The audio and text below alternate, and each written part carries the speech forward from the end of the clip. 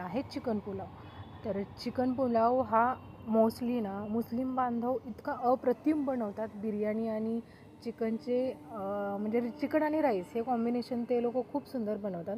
माझ्या एका मैत्रिणीच्या मम्मीने मला डब्यामध्ये दिला होता आणि तो माझ्या घरच्यांना इतका आवडला, मलासुद्धा खूप आवडला. त्यामुळे मी बऱ्याचदा तो बनवायचा प्रयत्न करत असते आणि त्यासाठी खूप कमी साहित्य आणि खूप कमी वेळ लागतो. तर मी चिकन पुलाव कसा बनवला आहे तुमच्यासोबत शेअर करणार आहे. तर खूप कमी प्रमाणात साहित्यात, अगदी कमी साहित्यात हा बनतो. जास्त प्रमाणात अद्रक लसूण जास्त प्रमाणात घ्यायचे आणि अद्रक लसूणची पेस्ट मस्त तेलात भाजून घ्यायची. हिरव्या मिरच्या चवीनुसार टाकायचे आणि खडे मसाले, थोडेफार खडे मसाले तेलात मस्त खरपूस भाजून घ्यायचं. 200 ग्राम चिकन आणि 400 ग्राम तांदूळ तुम्ही त्यासाठी वापरू शकता.